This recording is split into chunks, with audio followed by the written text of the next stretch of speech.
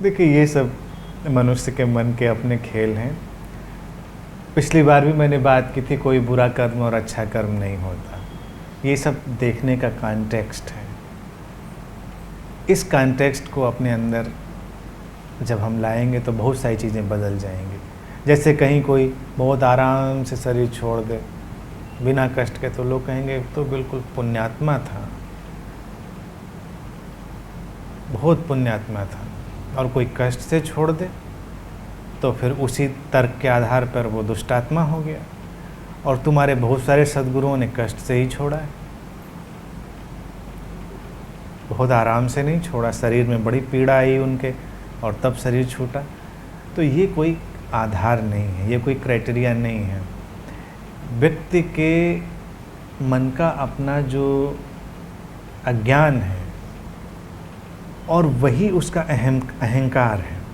अहंकार कोई और चीज़ नहीं होती, वो उसकी इग्नोरेंस है। अहंकार शब्द भी देखिए बहुत सुंदर है।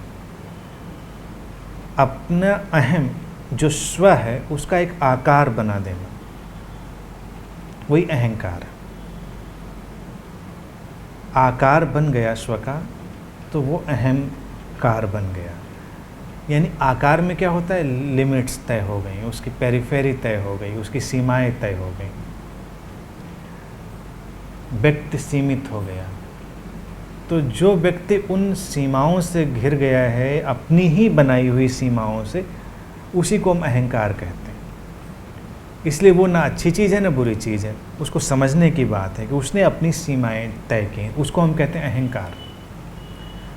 वो किसी का भी हो सकता है, कहीं भी हो सकता है, अपना आकार उसने बना लिया। तो उसमें वो अपने आकार को श्रेष्ठ मानना भी चाहेगा, अपनी हर चीज़ को बहुत ही अच्छी भी मानना चाहेगा। तो अच्छे और बुरे कर्मों की बात आ जाएगी और फिर ये बढ़ता चला जाएगा। हमेशा अपना कर्म अच्छा नज़र आएगा और दूसरे का कर्म बुरा नज़र आएगा। जो अपने से जुड़े होंगे उनके कर्म अच्छे नज़र आएंगे, बाकियों के बुरे नज़र आएंगे। तुम कुछ ऐसा करोगे तो उसके लिए तर्क ढूंढ लाओगे, कोई दूसरा वैसा करेगा तो तुम कोई भी तर्क नहीं ढूंढोगे, तुम बिल्कुल गैर करुणावान हो जाओगे। गलत है। तो ये व्यक्ति का केवल अज्ञान का और अपनी सीमाओं के द्वारा निर्मित जो उसकी जीवन शैली है उससे निकला हुआ एक ढंग है। वस्तुतः कुछ अच्छा बुरा नहीं होता, अच्छे बुरे कर्म का कोई मतलब नहीं होता। व्यक्ति केवल अपनी ऊर्जा चेतना स्तर से व्यवहार कर रहा है, अपनी सजगता के स्तर से व्यवहार कर रहा है और फिर उसके ऊपर परिणाम आ रहे हैं, जैसे भी परिणाम है। और कर्म कोई भी इतना नहीं होता जिसको बाहर से समझा जा सके। जो बाहर दिखता है वो आइसबर्ग की टिप होती है, पीछे 9 हिस्सा छुपा हुआ होता है, वो किसी को नहीं दिखता। न तुम्हें अपना दिखता है और दूसरों का दिखने का तो सवाल ही नहीं। जो तुम कह रहे हो या बोल रहे हो वो केवल टिप है, 9 हिस्सा पीछे छुपा हो, वो सबको प्रभावित कर रहा है। तो क्या कर्म है इसका निर्धारण कर पाना तो बड़ा ही मुश्किल काम है, अच्छा बुरा।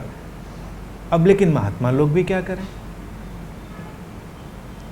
अच्छे बुरे कर्मों पर ही उनका सब कार्य व्यापार चलता है, स्वर्ग नरक चलता है उनका। सब खत्म हो जाएगा अगर वो निर्धारण करना बंद कर देंगे। लेकिन एक आध्यात्मिक व्यक्ति को इन सब बातों से अलग हो जाना चाहिए और धीरे धीरे कोशिश करनी चाहिए कि अपने ही बनाए हुए अपने आकार को वो समाप्त करे। पहले उसके रूबरू हो, फिर उसको समाप्त कर दे। और भारत में जो मूर्तियों को बनाने की परंपरा हुई, उनकी पूजा की परंपरा हुई और फिर उनको विसर्जित करने की परंपरा हुई, वो इसी इशारे का ढंग था कि पहले तो तुम आकार खड़ा करते हो, फिर उसकी पूजा में लगते हो, अपनी ही पूजा में, अपने ही बनाए आकार की, वो तुम्हारी ही दुनिया है। लेकिन बात पूरी तब होती है कि बना लिया, चलो अच्छी बात है, बनाने का भी तुमने रस लिया, फिर उसको अपने ही हाथों से विसर्जित करना, तब बात पूरी हो। यानी कि जो असली काम है किसी भी पूजा में वो तभी हो रहा होता है जो विसर्जन, अपने आकार से मुक्ति, अहंकार से मुक्ति, स्वयं का जो आकार बनाया, स्वयं की सीमाएं जो बनाई। अगर इतना ही दिव्य हमने मान लिया होता उस मूर्ति को तो उसे विसर्जित क्यों करते? क्योंकि धारणा तो ये है कि दुष्टों को जाकर डुबो आओ नदी में। तुम तो देवी देवताओं को भी जाकर डुबो आते हो, तो कभी ये सोचा कि उनको क्यों डुबो आते हैं? नहीं लगता है। मन तो यही करता है कि दुष्टों को डुबोते हैं, लेकिन भारत ने ऐसा नहीं किया। भारत बड़ा ही अद्भुत देश रहा है आध्यात्मिक खोज में। यहाँ ऐसी चीज़ें खोजी हैं, अगर तुम उन पर ध्यान न दो तो कोई बात नहीं, और अगर तुम ध्यान दो, उनको समझो, तो तुम हैरान रह जाओगे। यहाँ राक्षसों असुरों को डुबोने की परंपरा नहीं डाली गई कि तुम उनके आकार बनाते और डुबो आते। यहाँ देवी देवताओं के ही आकार बनाकर उनको डुबोने की परंपरा डाली, विसर्जन की।